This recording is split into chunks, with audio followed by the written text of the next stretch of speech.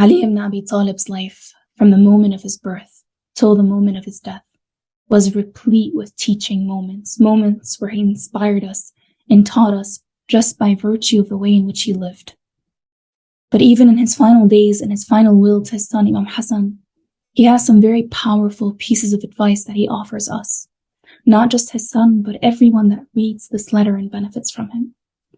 Part of this reminder, he says, is to admonish your heart. Sometimes our hearts forget, and when that happens, we need to sit them down and offer the heart certain reminders that can bring it back to life. Part of these reminders, Imam Ali alayhi salam mentions, is the reminder of those that have come and gone. He says, وَعْرِضْ عَلَيْهِ أَخْبَارَ الْمَاضِينَ. Offer your heart the remembrance of those that have passed. وَذَكِّرْهُ بِمَا أَصَابَ مَنْ كَانَ قَبْلَكَ مِنَ الْأَوَّلِينَ. And remind it of what befell those that came before you. وَسِرْ فِي دِيَارِهِمْ وَآثَارِهِمْ. Walk amongst their homes and their ruins. فَانْظُرْ فِي مَا فَعَلُوا وَعَمَّا انْتَقَلُوا وَأَيْنَ حَلُّوا وَنَزَلُوا. So look upon what they did. Look upon where they started and look upon where they ended up. فَإِنَّكَ تَجِدُهُمْ قَدْ انْتَقَلُوا عَنِ الْأَحِبَّةِ. You're going to find that they're now all alone. Those that they loved, those that they cherished, they've now departed from. وَحَلُّوا دِيَارَ الْغُرْبَةِ. Now they're living in a home, in an abode, in which they're all alone. وَكَأَنَّكَ عَنْ قَلِيلٍ قَدْ صِرْتَ كَأَحَدِهِمْ. And it's as if, my son, shortly you're going to be one of them, amongst them. فَاصْلِحْ مَثْوَاكَ. So fix up. Work on yourself. وَلَا تَبِعْ آخِرَتَكَ بِدُنْيَاكَ. Don't sell your hereafter for this world.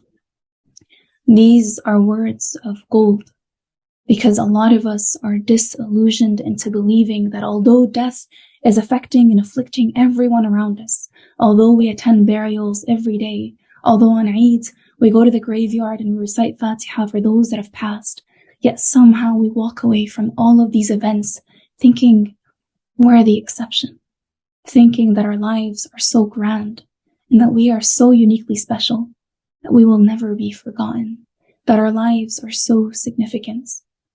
But then, as Imam Ali advises, you walk into museums, you look at the tombstones of kings, emperors, people that have done several conquests that are more grand than our lives could ever be, and yet their names are unknown. You walk over the cemetery, you find tombstones from only 100 years ago. Their names are withered. You can't even tell who lies here anymore. All of these signs engulf us, and yet we're disillusioned. We don't realize that one day, very soon, we will be amongst those forgotten names, and all that would have mattered is what we put forth for the real world that awaits, the real life that awaits, which is the life of the hereafter. All of these are learning opportunities for us if we didn't have this exceptionalism that afflicts our hearts, where we see these reminders everywhere around us, yet not me. Everyone dies, but not me. Everyone dies young, but I'm going to die extremely old. I'm going to have time. This exceptionalism that afflicts our heart and delays our tawbah. Look around you. Take signs, heed the signs of everyone that's departing and everyone that's gone. You'd be lucky if your great-grandchildren even remember your name, even mention you in their prayers. The only one that actually stands to matter is Allah subhanahu wa ta'ala and what we have done in our lives towards that world and not this life that truly, truly doesn't matter because it doesn't last.